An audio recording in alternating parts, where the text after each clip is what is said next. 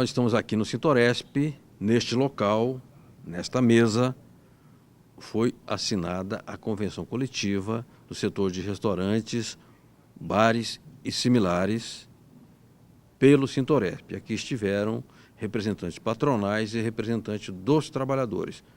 Havia, no processo de negociação coletiva, como está escrito aqui neste banner aqui atrás, uma comissão dos trabalhadores e uma comissão dos empregadores.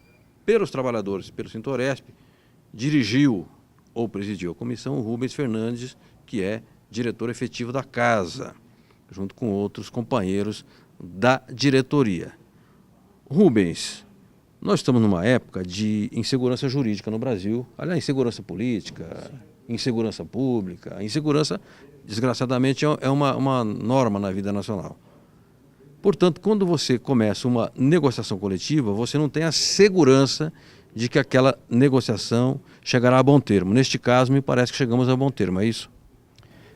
É isso. É muito importante termos esse espaço e esta oportunidade de nos dirigirmos aos nossos queridos e estimados trabalhadores da categoria de hotéis, restaurantes, bares e similares de São Paulo. Hoje, nesta data, há alguns minutos, conseguimos firmar mais uma convenção coletiva de trabalho, por sinal duas, uma que trata de gorjetas especificamente e uma outra que seria um termo aditivo à convenção coletiva de trabalho vigente. E nestes dois documentos tivemos aí ganhos importantes para a categoria. Ô Rubens, eu estava evidentemente conversando contigo, eu tenho meu bloquinho de anotações aqui, jornalista anota, né, porque senão esquece. E você me falava da renovação da convenção coletiva nas cláusulas econômicas, porque as cláusulas sociais elas têm vigência de 2 anos.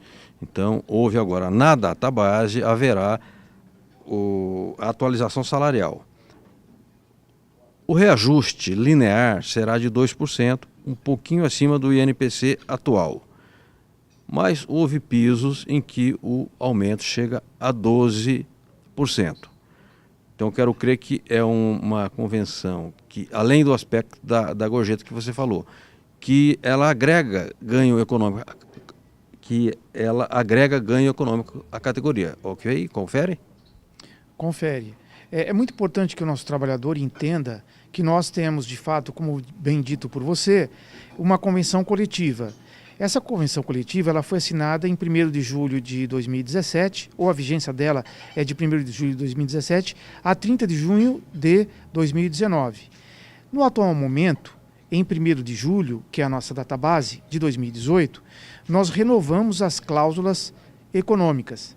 E quais seriam essas? Basicamente, reajuste, pisos, algumas cláusulas que tratam de manutenção de uniforme, quebra de caixa, ticket de refeição. Então, são algumas cláusulas que envolvem valores, estas são atualizadas. Para que o trabalhador também entenda, nós nos pautamos em um índice, que seria o Índice Nacional de Preço ao Consumidor, que é do IBGE, e hoje esse índice dos últimos 12 meses está em 1,76. Não temos ainda o INPC do mês de junho, isso se dará por volta do dia 10 de julho, mas já estimamos uma pequena folga e arredondamos em 2% o reajuste para todos os salários de trabalhadores em restaurantes, bares e similares de São Paulo. Ô Rubens, não haverá então um teto a partir do qual, porque digamos, pegar aqui aleatoriamente, haveria anteriormente um teto de R$4.000, então até R$4.000 a pessoa receberia os 2%. Dos 4 aos 6 que ela recebe efetivamente, ela teria que negociar com o patrão. Agora não mais, é linear para todos.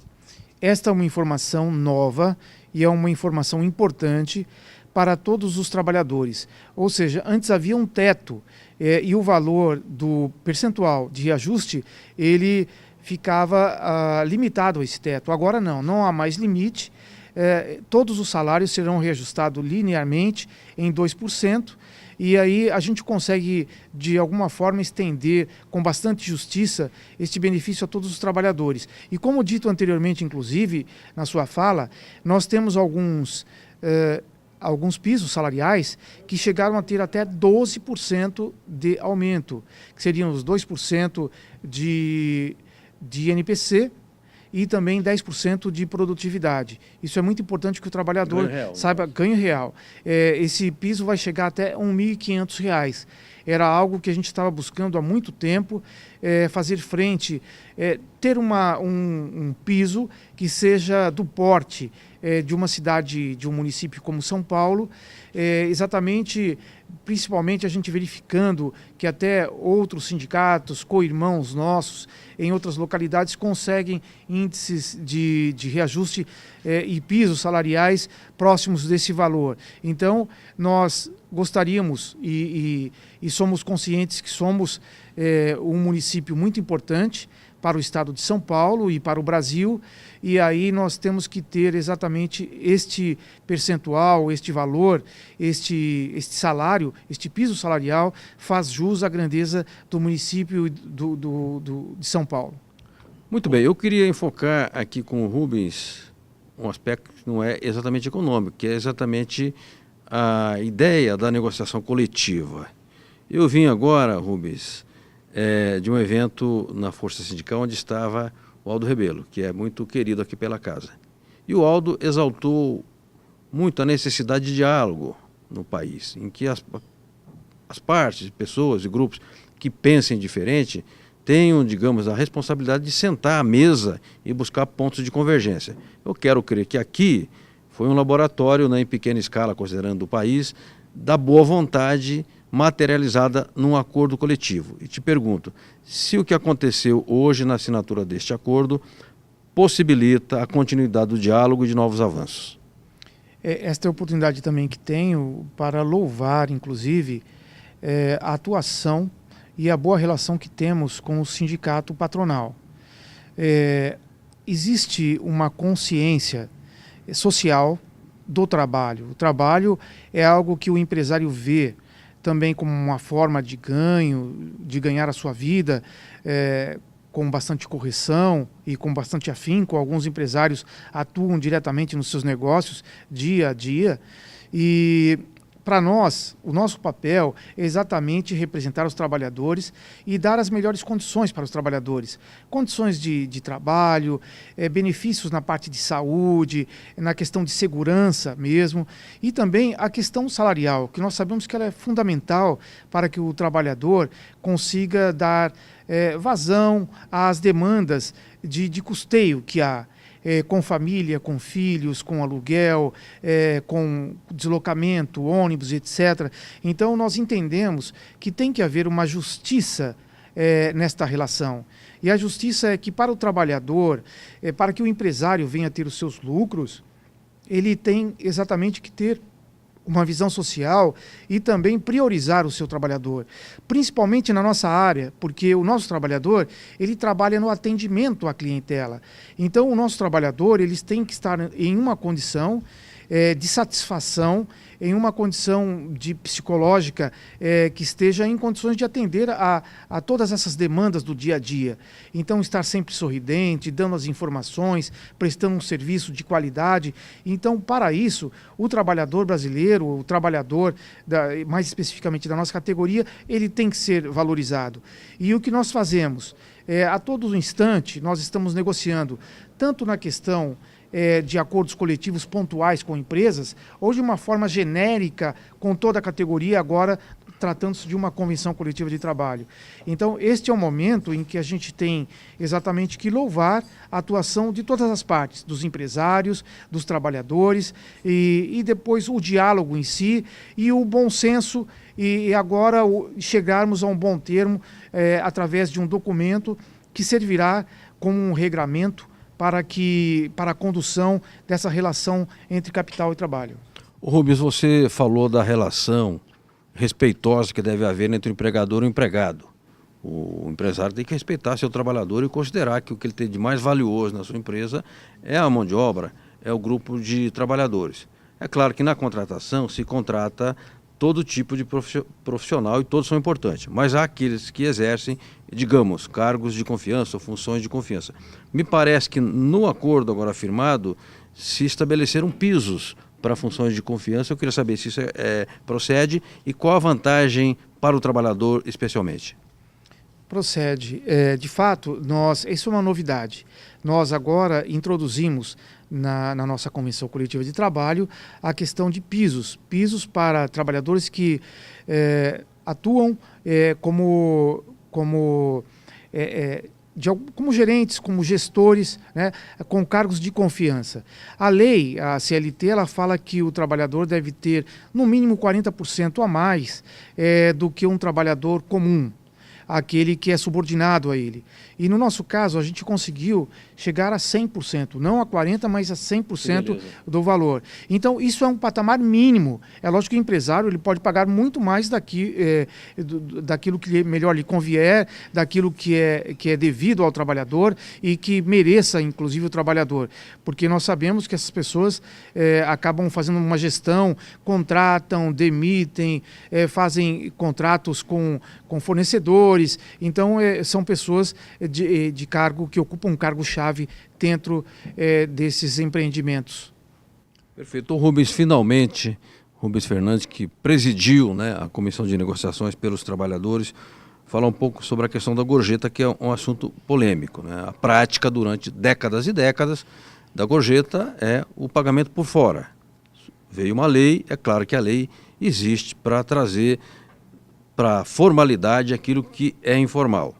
E a lei, ela não é uma peça congelada no tempo e no espaço, ela também pode ser aperfeiçoada por acordos coletivos, sempre buscando melhoras para o empregado. Então eu queria saber se neste caso houve uma normatização para melhor ao encontro dos trabalhadores aqui no acordo firmado hoje. Esse ponto é muito importante. A convenção coletiva, ela acaba dando margens e até, de alguma forma, beneficia a empresa do nosso setor, que acaba aderindo a um termo de implantação de gorjeta ou um acordo coletivo que trate, que regule a questão das gorjetas, recebimento de gorjetas. É muito importante que o trabalhador entenda que a gorjeta ela é importante, porque ela faz parte da remuneração. Em alguns casos, Franzins, ela chega a ser maior do que o salário base do trabalhador. Sim. E essa gorjeta, sendo incorporada à sua remuneração, ela faz com que esses valores tenham como reflexo o pagamento de fundo de garantia, o pagamento do INSS, que envolve a questão até da aposentadoria, a questão de férias, de 13º.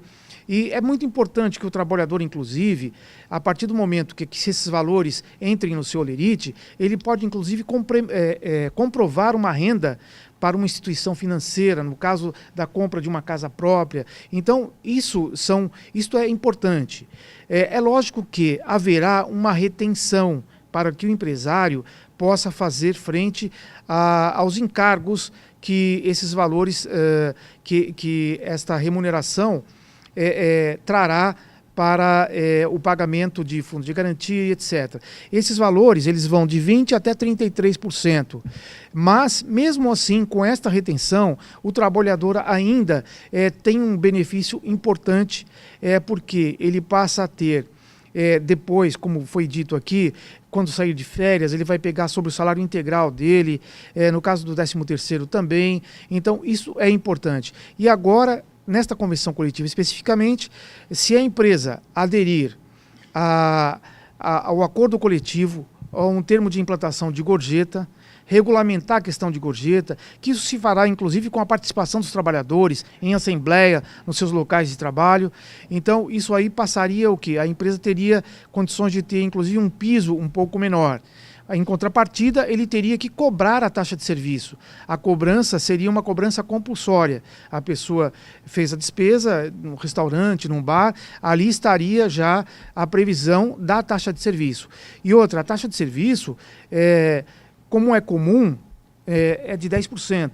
mas nós já temos muitos casos de acordos firmados com empresas que o acordo chega até 13%, que a taxa de serviço chega até 13%. Exatamente já o quê? Fazendo com que esses 10% fique líquido para o trabalhador. Nós temos casos até de uma casa muito famosa que cobra até 15%. Ou seja, o trabalhador passa a ter 12% de taxa de serviço. Então, nós entendemos que isso é muito importante, é importante que isso se regulamente, é importante que a gente aproveite o texto da lei e agora, como foi colocado para a regulamentação dos sindicatos, nós estamos aí para atender a toda essa demanda e fazer com que essa situação, de fato, se concretize na vida do trabalhador da nossa categoria.